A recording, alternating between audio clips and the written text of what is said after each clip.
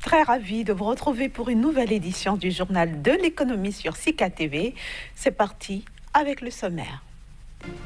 La Côte d'Ivoire, premier fournisseur d'investissements productifs étrangers au Sénégal. Elle a investi environ 13,51 milliards de francs CFA dans le pays au premier trimestre 2019.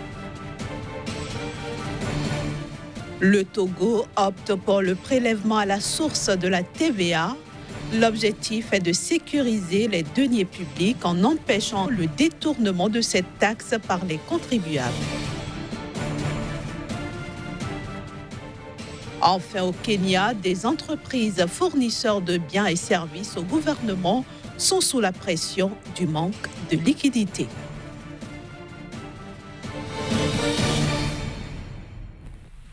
Pour le compte du premier trimestre 2019, la Côte d'Ivoire est devenue le premier fournisseur d'investissements productifs étrangers au Sénégal. En croit l'Agence nationale sénégalaise des statistiques et de la démographie, la Côte d'Ivoire a investi environ 13,51 milliards de francs CFA, soit 23 millions de dollars dans l'économie sénégalaise au cours de ce premier trimestre. Dakar dévance ainsi la Suisse qui y a investi 9,08 milliards de francs CFA, la Suède 8,8 milliards de francs CFA et la Chine qui y a investi 8,66 milliards de francs CFA. La majeure partie des investissements ivoiriens au Sénégal a été captée par le secteur secondaire. Ainsi, 12,9 milliards de francs CFA ont été injectés dans la construction d'une huilerie, 580 millions de francs CFA dans la réalisation de 2 projets dans l'industrie d'emballage, tandis que 28,4 millions de francs CFA ont permis de mettre en place un projet d'imagerie médicale. Avec tout cet apport, la Côte d'Ivoire a fourni 10,6% du volume global des investissements productifs étrangers captés par le Sénégal, qui ont eux-mêmes compté pour 41,5% des investissements enregistrés par le pays au cours du premier trimestre 2019. Le président de la Banque africaine de développement appelle les investisseurs, les dirigeants politiques et la communauté des entreprises du monde entier à se risquer à investir des capitaux dans la jeunesse en Afrique. Akiumi Adesina estime qu'il est temps que les gouvernements africains changent de fusil d'épaule en optant désormais pour des investissements dans la jeunesse. Plus de précisions dans ce reportage.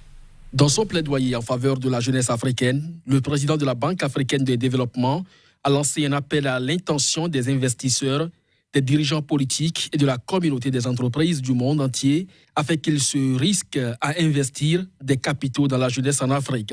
Akiumi Adesina soutient qu'il est temps que les gouvernements africains amorcent une transition dans les initiatives visant l'autonomisation des jeunes vers des investissements dans la jeunesse. À ce titre, le président de la BAD propose l'établissement de banques dédiées à l'entrepreneuriat et à l'investissement des jeunes pour répondre aux besoins croissants et urgents des jeunes entrepreneurs. Cette banque devrait, selon lui, être un établissement où l'on voit des actifs, pas des passifs, qui croient aux jeunes et leur fait confiance. Akiumi Adesina plaide par ailleurs pour une diminution des risques de prêts accordés aux entreprises dirigées par des jeunes. Déjà très active en Afrique, la Banque africaine de développement a dirigé les efforts qui ont été déployés à l'échelle du continent afin de créer des emplois pour les jeunes et améliorer leurs moyens de subsistance. Elle a approuvé 7,5 millions de dollars destinés à financer les organisations de soutien aux entreprises et autres incubateurs et accélérateurs d'entreprises ainsi que des institutions financières. Où les autorités explorent d'autres niches fiscales pour élargir l'assiette du pays, conformément aux recommandations de ses bailleurs de fonds, notamment le Fonds monétaire international. Le pays a adopté un régime de précompte de la taxe sur la valeur ajoutée TVA. Il s'agit d'un système permettant de retenir à la source cette TVA lors du paiement d'une facture qui constate une opération. Ce régime vise à sécuriser les deniers publics en empêchant en amont le détournement de cette taxe par les contribuables, les retards de paiement et autres systèmes de fraude préjudiciables, bien sûr, à l'État. Dans la pratique, le montant de la TVA qui figure sur la facture sera prélevé directement versé à l'État par celui qui doit payer la dite facture. Au Kenya, des entreprises fournisseurs de biens et services au gouvernement sont sous la pression du manque de liquidité, ceci en raison de l'accumulation des arriérés de dettes par l'État. Selon une analyse produite par la Banque mondiale, l'encours global des retards de paiement du gouvernement kényan a atteint les 1,9% du produit intérieur brut. L'accumulation des arriérés de dettes par l'État fait peser la pression du manque de liquidité sur les entreprises kenyanes fournisseurs de biens et services au gouvernement. Cette situation déteint sur la consommation des entreprises avec un indice de perception qui était de 49,1% en avril 2019 contre 51% en mars. Elle pourrait aussi induire une pression supplémentaire sur les banques commerciales qui doivent déjà faire face à un environnement d'exploitation marqué par la limitation des taux d'intérêt. Les arriérés de l'État viennent aussi gonfler le risque d'augmentation des créances douteuses qui atteignent le niveau de 12,5% pour le secteur, soit 3 fois plus qu'il y a 3 ans. Alors que le gouvernement kényan continue de multiplier des émissions de titres publics à court terme, certains analystes font remarquer que si les banques commerciales peuvent encore capter les sollicitations de l'État, il n'en subsiste pas moins un certain nombre de risques. Signalons qu'en plus des défis de liquidité, le gouvernement du Kenya doit financer en permanence un déficit commercial qui a continué de gonfler ces dernières années. Le pays a allégé les choses avec l'eurobond de 2,1 milliards émis en mai 2019. Mais des changements sur le sentiment des marchés pourraient devenir critiques, selon l'agence de notation Moody's. Et voilà qui met un terme à la première partie de ce journal de l'économie. On se retrouve après une petite pause avec Kazmi Pidior pour la suite. Bonjour Casimir et bienvenue à vous. Bonjour Inès. Aujourd'hui, vous nous emmenez au Ghana et c'est pour parler de la filière anacarde qui se porte bien ou mal. La filière se porte à merveille, on peut le dire ainsi, malgré les difficultés que rencontre la filière anacarde au niveau de ce pays et au niveau de toute la région, déjà avec la Côte d'Ivoire, le Ghana et aussi le Togo, pourquoi pas le Bénin et bientôt donc le Nigeria. Sur la bande, donc la filière a de véritables problèmes en ce qui concerne donc les questions liées au réchauffement climatique, à la pluviométrie, mais aussi des facteurs humains tels que donc les incendies qui dévastent donc les fermes. Au-delà de ça, il faut dire qu'au Ghana, la filière se porte à merveille. Enfin, pour le compte des 5 prochaines années, le Ghana aura à tirer donc environ 2,5 milliards donc, de dollars en ce qui concerne donc, les revenus pour le compte donc, de cette filière. On ne peut donc pas dire que cette filière n'est pas prolifique donc, pour le produit intérieur brut de ce pays. Donc la filière se porte malgré les difficultés bien et j'espère bien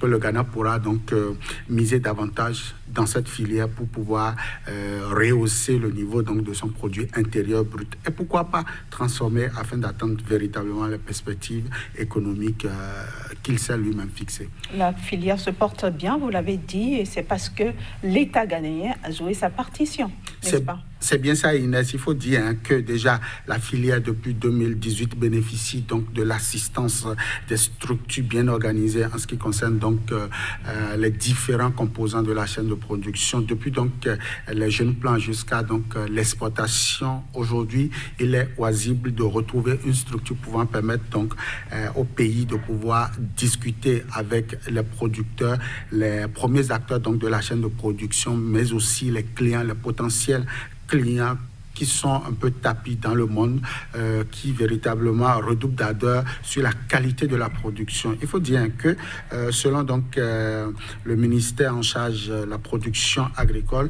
environ 165,4 millions d'euros seront investis donc dans cette filière déjà à partir donc de la campagne agricole 2018-2019 pour véritablement atteindre les perspectives de 2,5 milliards donc, de dollars attendus dans les 5 prochaines années. C'est le moins qu'on puisse donc souhaiter pour un gouvernement qui a donc à cœur la véritable question de transformation, enfin de la production agricole sur son sol. Au-delà de ça, il faut dire que selon donc la structure en charge de la production, on apprend que 100 000 jeunes plants de noix donc de cajou seront donc distribués gratuitement aux producteurs afin de pouvoir donc relayer, afin de pouvoir remplacer donc les vieux arbres qui sont en train de disparaître, enfin qui ne produisent pas comme cela se doit.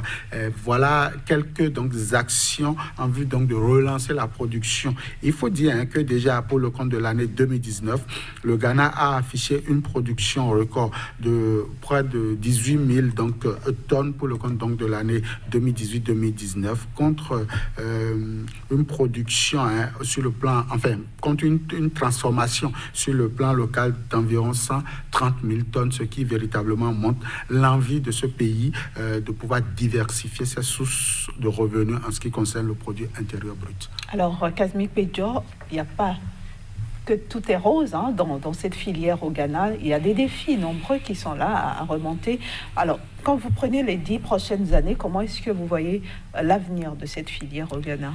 Alors, merci beaucoup Inès. Il faut déjà dire que le premier défi majeur auquel devra donc faire face l'État ghanéen, c'est déjà l'incitation des producteurs à véritablement donc améliorer la qualité de leurs prestations sur le marché, car même si le Ghana louche donc gros en termes donc de production, il faut déjà dire que la qualité donc du produit, la conservation et bien d'autres donc transformations restent aujourd'hui à désirer au pays.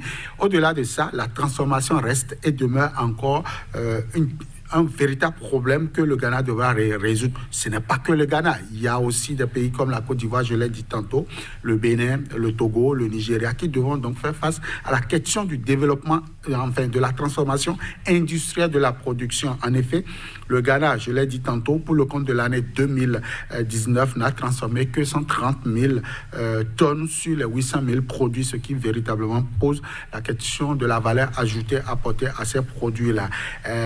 Au-delà donc de cette difficulté, il y a la question du transport du produit donc depuis la ferme ou depuis les champs juste donc au port autonome donc du pays pour véritablement aller de l'autre côté, qui également reste un défi majeur.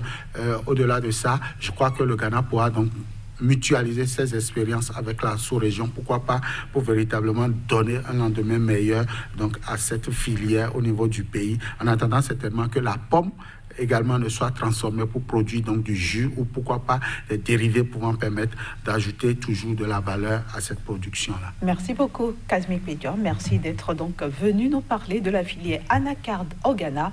Très bonne journée à vous et à bientôt. À vous de même. Voilà, chers amis téléspectateurs, ce sera tout pour ce numéro du Journal de l'économie. Merci de l'avoir suivi. À très bientôt.